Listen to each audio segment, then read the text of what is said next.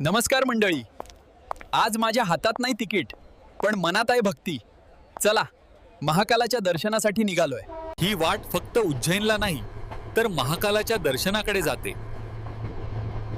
मन भरून आलं रे.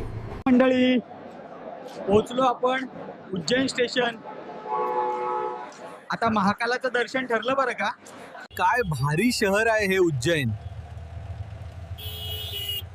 इकडं सगळीकडे भक्तीचं वातावरण आहे. महाकालाचं हे दरवाजे पाहिलं की अंगावर काटा येतो बघा. लायन तर बघा, एवढा वेळ लागणार वाटतं, पण महादेवसाठी काहीही. ही गाठ बांधली आहे एका खास इच्छेसाठी. असं काही दर्शन आयुष्यात एकदाच मिळतं. खरंच महादेव मस्त आहे. इथलं शांत वातावरण खरंच मनाला समाधान देतंय.